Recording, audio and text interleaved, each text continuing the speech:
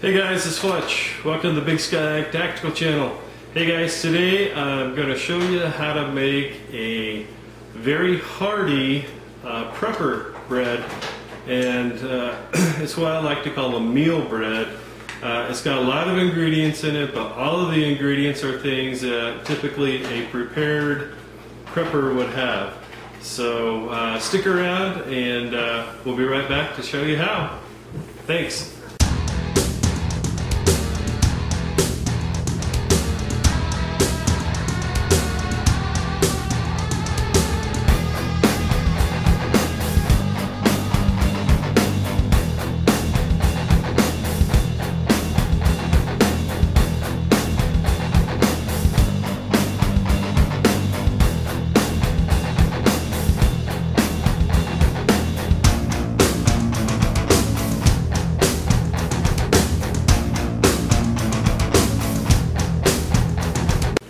Alright guys, thanks for joining us today. I greatly appreciate it. And like I said in the intro, today we're going to be showing you how to make a hearty prepper bread that has a lot of whole grains in it, carbohydrates, fiber, protein, and it's what I like to call a meal bread. Now, as I mentioned in the introduction, it also has a lot of ingredients in it. So if you're looking for something that has very little ingredients, this is not for you. What this is, though, is a bread that you could start feeding your family now because it's good for you, it's extremely good for you, and it tastes very good, and it's something that you can continue making. God forbid that, you know, the worst happens, so to speak. And I'm going to be showing you how to make this from grinding the grains to mixing it up and baking it. So please stick with us. And the first part we're going to be showing you is grinding the grains. Be right back.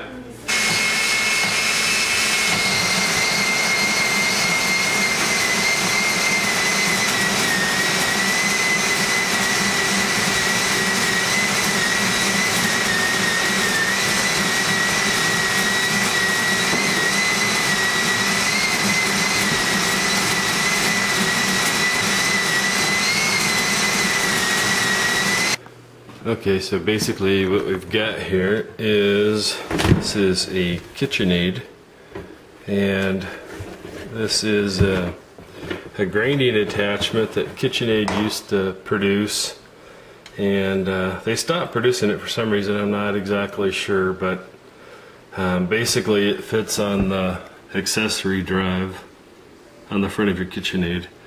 And so what you were just watching was the flour being made right there. It's about 6 cups of flour and fresh wheat flour. And if you've never ground your own flour before, you need to know that you can't store it in an area that is uncooled or air conditioned, because all of the wheat germ is in there, and the some of the essential oils that are inside of the wheat berries.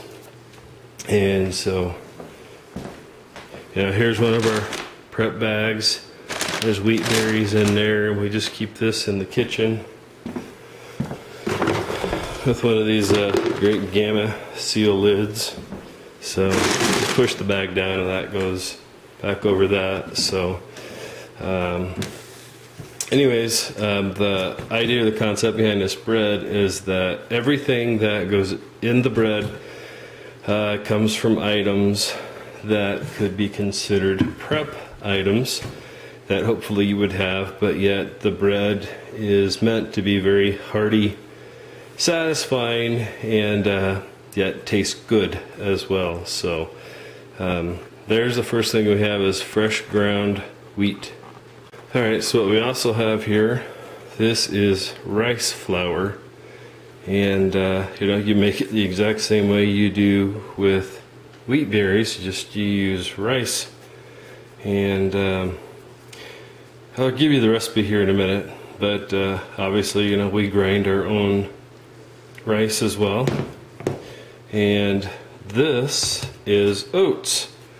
And easiest way to do oats is that if you have rolled oats, that you can just put those through the grinder, and they're a little bit thicker. It's not quite as thin as what the your rice comes out or what your flour comes out, but it gives the bread a nice hearty texture to it. So, and for those of you that are wondering, this KitchenAid grinder, this is basically just a Corona style grinder where it's got an auger down on the inside.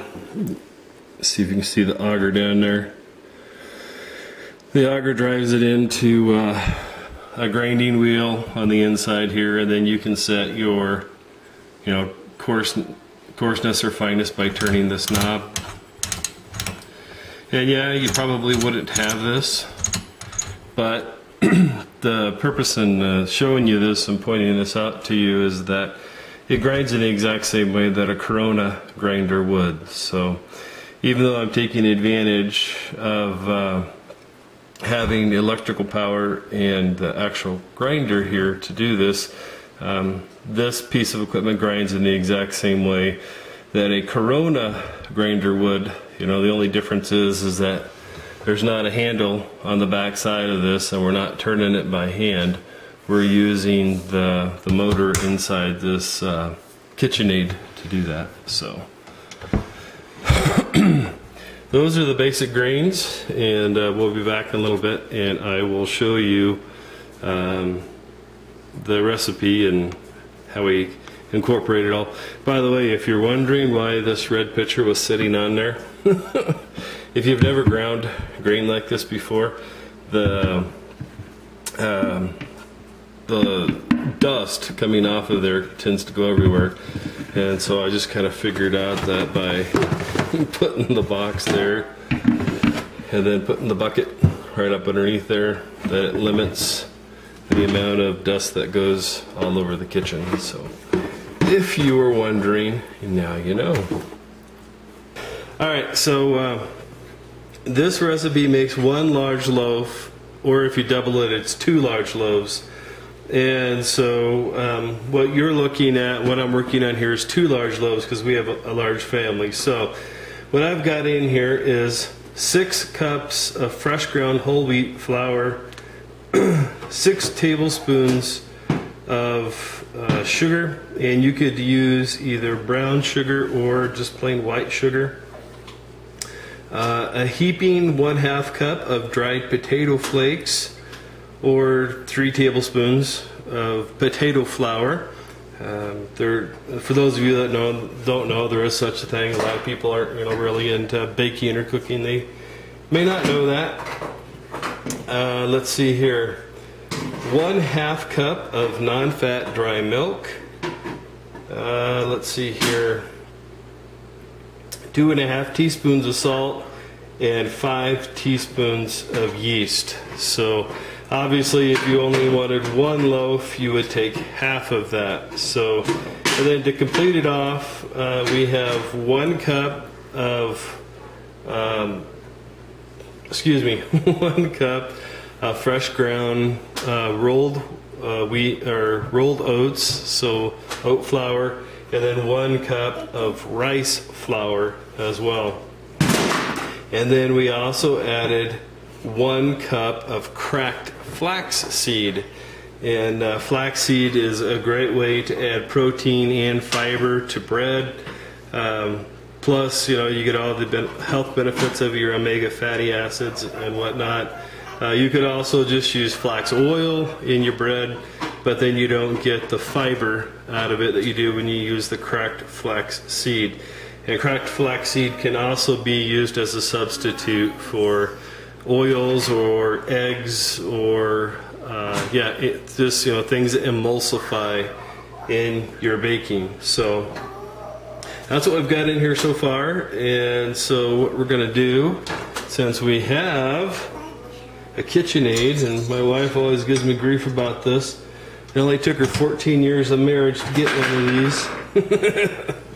So we're gonna mix up all the dry ingredients first. So, and this is the professional 600 model. So for those of you who may not have seen one of those, you know, you may have the one where it, you know, the whole top pivots up and down. With this one, the handle just makes it go up and down. And I know I'm turning my back to the camera, but there's no other way to position the camera. So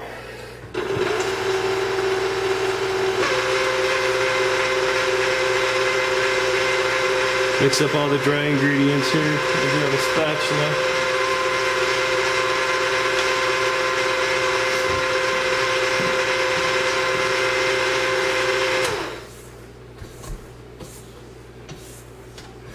And the downfall of almost all of these stand mixers, whether it's a Viking or a Bosch or whatever they are, not that I'm a great baker or anything, just from research that I've done, is trying to get it to incorporate all of the junk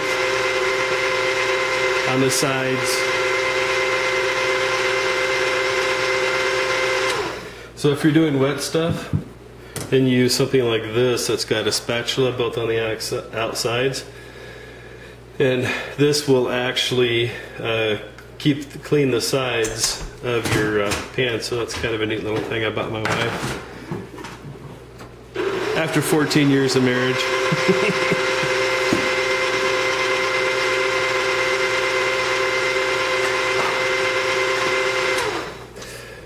Got to add that 14 years of marriage in there, because my wife always tells me that, yeah, you know, this is a great gift. And you know, and guys, for those of you that don't know, kitchen appliances are not good presents for your wife or your girlfriend, and unless she tells you specifically that that's what she wants. But something like a KitchenAid, if your wife likes to cook and bake or wants to learn to cook and bake, KitchenAid, awesome product. Plus all the accessories that you can get that come off of there. So,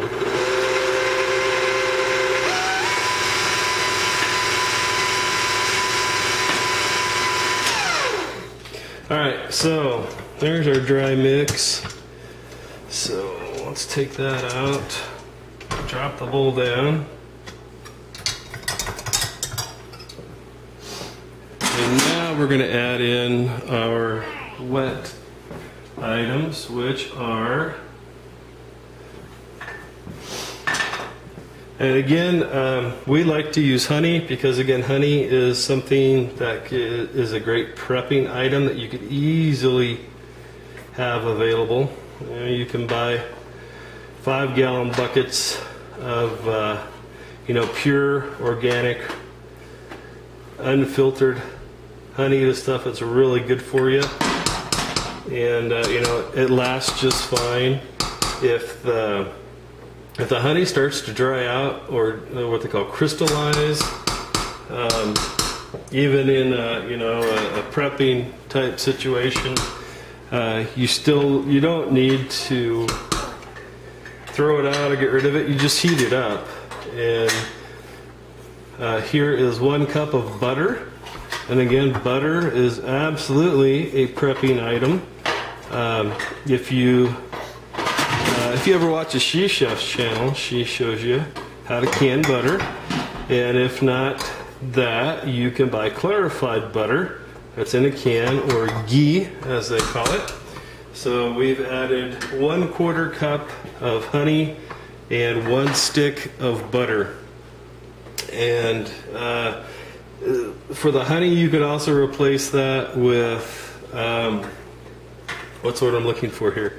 Oh, brown sugar as well. Or I've also seen recipes where you would add 4 tablespoons is the same as a 1/4 cup if you're doubling it. So for 1 loaf, it would be 2 tablespoons of orange juice.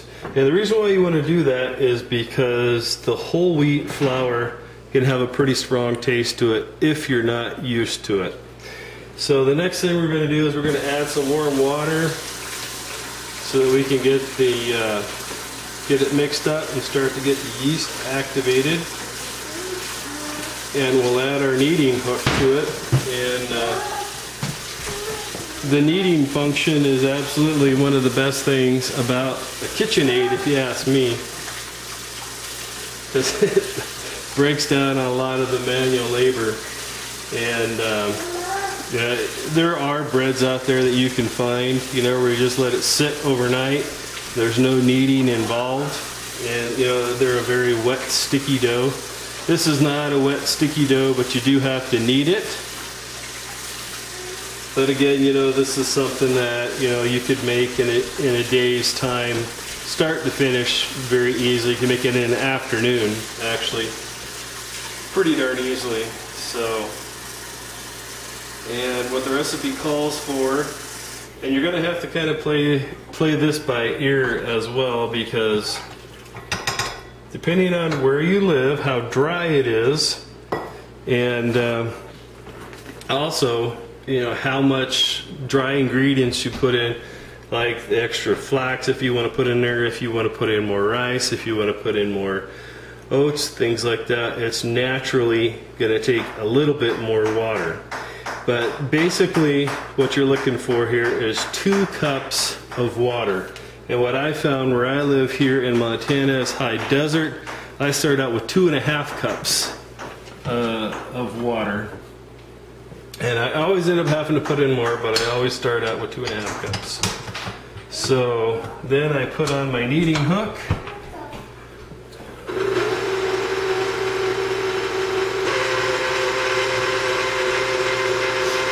And we're basically going to be doing the same thing, using a spatula to push the ingredients down from the side to get it to incorporate. And I'll try to do this left-handed so the camera can see what it looks like. Let me see if you're getting a good shot of that.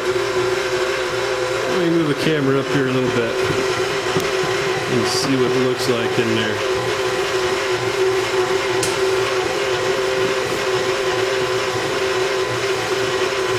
That is a kneading hook that's on there. And what that kneading hook does is that it doubles as a function of blending, but then also once the bread is all incorporated and together, we've got a pretty good dough going.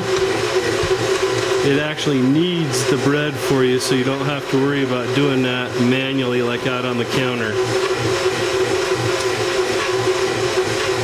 So I'm going to cut away from here for a while so I can let this thing do its deal, and I'll show you what the dough looks like when we're done. Alright, so this is what we're looking for right here. And you see that the dough is sticking to our kneading hook in there, but the dough is also not sticking to the sides of our mixer bowl. And that is the consistency that we're looking for. So when I add just enough water to get it to this point, then I knead it in here for like 5 minutes. And what that does is that gets the gluten going in there. And that's also what makes the bread, in my opinion, taste really good. And a lot of other bread makers, actually a lot of people tell you that, you know, that their secret, quote unquote, to their bread is they add extra gluten to it. So obviously, you know, if you have you know, gluten issues, this is not for you. Sorry about that. All right, we'll come back in a minute. I'll show you. All right, so when you're done, this is, you know, what the basic consistency of your flour. This is what it's going to be like. Just a little tacky, but it's not sticking to my hands, and very little of it stuck to the bottom of the bowl when I took it out. So this is what it should look like. So basically what we're going to do, we're going to put it down in the bowl. We're going to push it down in there for what's called your first rise. And basically what you're after is a doubling in the size of your bread dough. And you probably hear our little guy there, Elijah.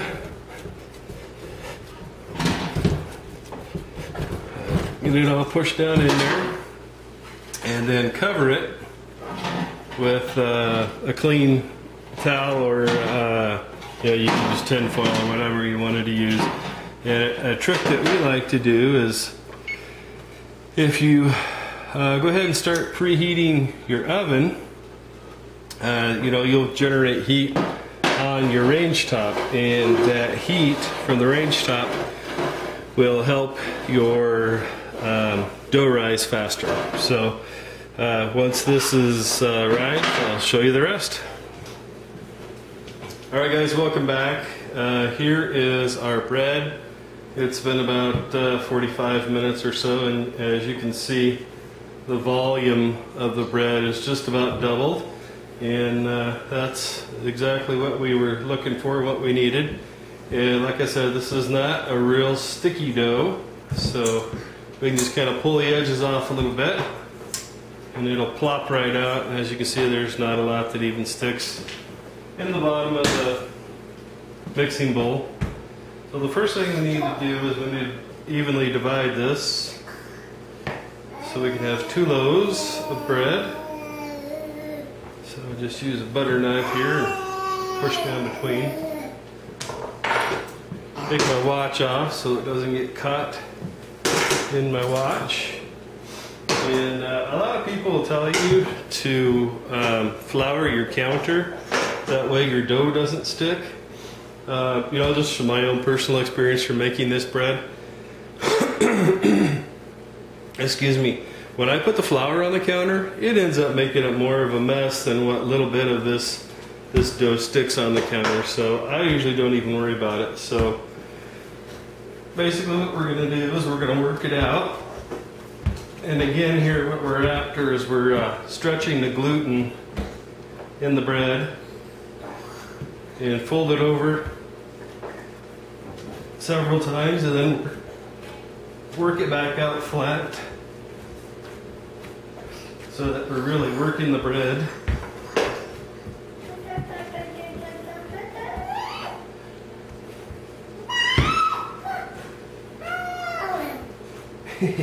You can hear my little helper over there talking. Isn't that right, Elijah? Alright, so we're going to do this 3 or 4 times. Folding it over 4 times. And then pushing it all out flat. And what that's doing is forcing all the glutens in that bread to bind with each other and to stretch. Alright, so now I've done it on my last time, and I think Elijah is done eating. He threw his bowl on the ground. So what we're going to do is we're going to fold that flat, make sure there's no pocket of air in there, and we're going to fold this over. Same thing. Make sure that there's no pocket of air there. It's inside of it. Now we're going to flip it over because this is going to be the top of my loaf of bread. Here's my greased bread pan. So as you can see, I've done this enough now, I can pretty well guess about how white it needs to be. So I'm going to start pushing in. Elijah, shh. and start pushing in and sealing off the ends of the bread, so that when the bread goes down in the bread pan for the second rise,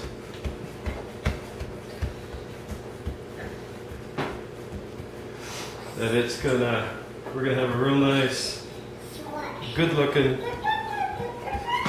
loaf of bread. There we go. Basically the right size. Lay it in the pan. Just like that. So there's our first loaf, and for brevity's sake, it's the exact same thing for the second one. And when I've got the second one done, I'll come back on and show you how to cover them. Alright, so here we have 2 loaves, and what I did is I just put a score down the middle to make, you know, the split top look on it. And again, you just want to cover it a little bit, and if you don't use them too much,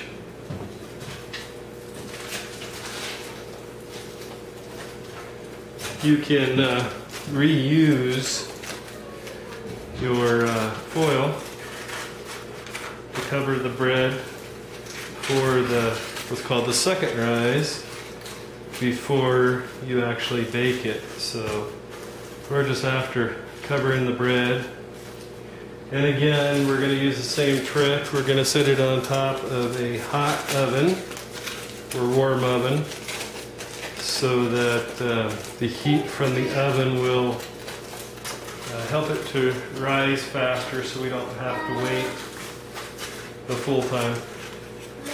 So that's it, and I'll show you what it looks like after they're rose. Basically, when they're sticking up about an inch or so over the top of each pan, that's when we'll put them in the oven. And so that's it for now. Alright guys, so here we go. Here's our bread, and as you can see, it's risen fairly well. And these are fairly heavy loaves of bread, as you might guess. And so now we're going to cook them. And I found, you know, here locally that you know, at our altitude and in my oven, these need to cook for about 45 minutes each. So that's what we're going to do. And one little quick secret that I'll share with you is that having some steam in your oven helps give your bread a nice crust. So if you have like a double broiler or something, you put that in there first. Pour in some water into your double broiler. Put in your bread.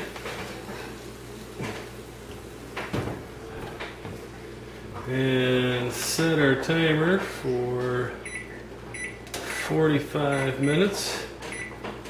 And we'll be back. Thanks. Alright guys, so you want to cook your wheat bread until you're over 180 degrees. And as you can see, we are over 180 degrees, so it's time to take the bread out. Okay guys, so here's the finished product. And as you can see, it's a nice golden brown. And it's definitely heavy. I think each one of these loaves probably weighs between 2 and 3 pounds. And let's go ahead and give it a try here.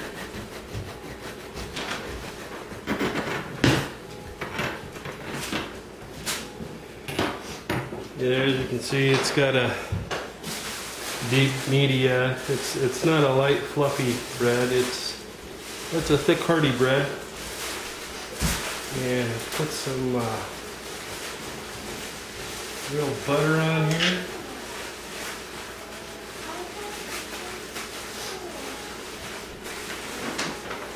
Yeah, I know that the butter knife looks all cheesy. My wife couldn't wait, that's why there was already one slice cut off of here.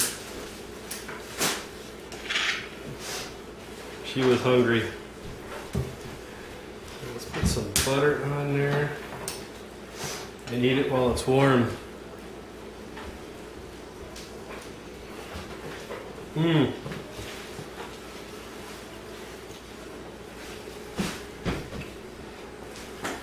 That's some good bread. Can I have some bread? You want some bread, Joe? Yes, you guys can have bread. Alright, well guys, that's it. That's how we make the bread here. Thanks for watching today. God bless.